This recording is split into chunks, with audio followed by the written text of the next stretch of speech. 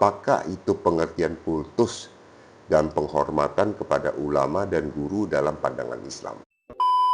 Dalam pandangan Islam, kultus dan penghormatan kepada ulama dan guru memiliki perbedaan yang penting secara prinsipil dan teologis. Kultus dalam konteks agama Islam mengacu pada bentuk pengagungan atau pemujaan yang berlebihan terhadap seseorang, sehingga bisa melampaui batas kewajaran.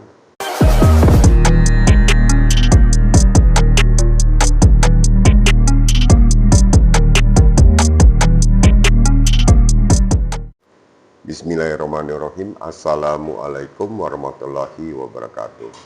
Pertama-tama mari kita panjatkan puja dan puji syukur atas kehadirat Allah Subhanahu wa Ta'ala yang telah melimpahkan rizki dan rahmat kepada kita semua.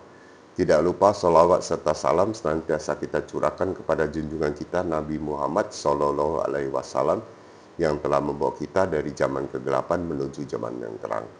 Hai Sobat Kohalim, selamat pagi semuanya. Semoga selalu dalam keadaan sehat walafiat.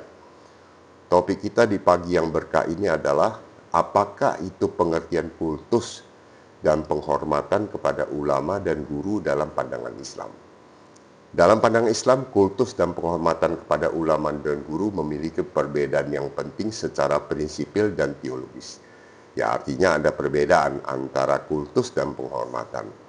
Nah, berikut penjelasannya. Pengertian kultus. Kultus dalam konteks agama Islam mengacu pada bentuk pengagungan atau pemujaan yang berlebihan terhadap seseorang, sehingga bisa melampaui batas kewajaran. Yang kedua, dalam Islam, kultus terhadap tokoh agama, termasuk ulama dan guru, tidak diperbolehkan. Jika sampai menyerupai ibadah, atau menjadikan tokoh tersebut sebagai perantara mutlak antara manusia dan Allah. Nah, ini memang tidak diperbolehkan ya. Nah, kemudian contoh bentuk kultus yang dilarang. Nah, kita perlu tahu. Yang pertama, menganggap ulama atau guru sebagai seorang yang pasti masuk surga tanpa mempertimbangkan amal perbuatannya. Meminta pertolongan langsung kepada guru atau wali yang sudah wafat tanpa menyandarkan pertolongan kepada Allah. Meyakini bahwa guru memiliki kekuatan gaib di luar kehendak Allah. Nabi Muhammad SAW sendiri melarang umatnya berlebihan dalam memujinya. Janganlah kalian memujiku secara berlebihan sebagaimana orang Nasrani memuji Isa bin Maryam. Aku hanyalah hamba Allah, maka katakanlah hamba Allah dan Rasulnya. Hadis riwayat Bukhari nomor 3445. Penghormatan kepada ulama dan guru. Jadi kalau tadi kita katakan mengenai masalah kultus, sekarang penghormatan. Penghormatan, takzim kepada ulama dan guru adalah ajaran yang sangat dianjurkan dalam Islam. Islam memuliakan orang yang berilmu karena mereka adalah pewaris para nabi. Dalilnya, Allah akan mengangkat orang-orang yang beriman di antara kamu dan orang-orang yang diberi ilmu beberapa derajat. Quran Surat Al-Mujadilah ayat 11.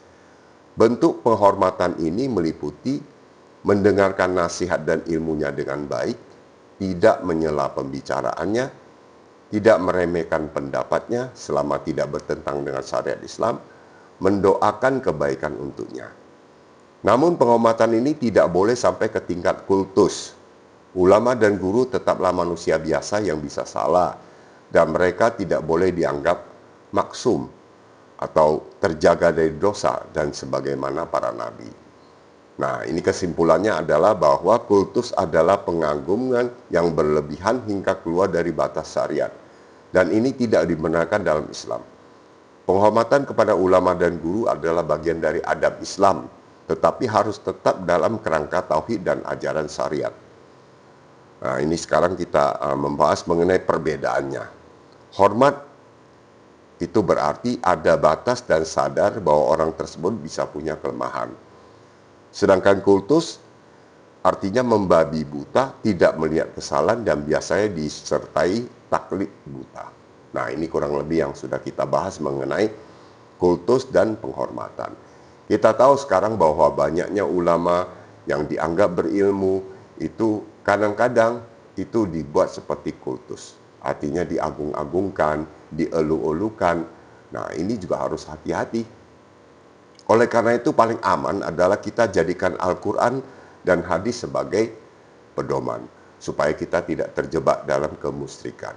Nah, ini perlu sekali perlu sekali dipelajari lebih mendalam oleh para muslim, ulama, mualaf ataupun para pemirsa yang beragama Islam. Ini harus dijaga baik-baik.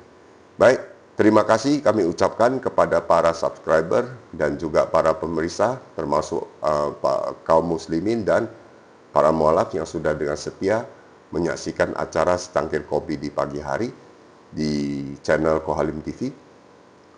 Kami berharap semoga kita semua dalam keberkahan, diberikan kemudahan oleh Allah Subhanahu wa Ta'ala, sehingga kita semua dalam kondisi yang terbaik. Dan juga bagi para pemirsa yang belum subscribe, kami minta harapkan untuk bisa subscribe, komen, like, and share. Tanpa berpanjang lebar lagi, kami hanya ingin sampaikan bahwa acara program Secangkir Kopi di pagi hari ini adalah acara sharing, sehingga tentu ada kekurangan dan kelemahannya. Oleh karena itu, kami mohon maaf jika ada hal-hal yang kurang. Semoga apa yang kami sampaikan ini bisa menjadi inspirasi dan motivasi bagi kita semua untuk mewarnai kehidupan kita. Terima kasih.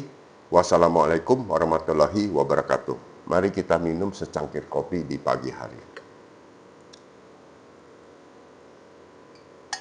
Bismillahirrahmanirrahim. Alhamdulillah.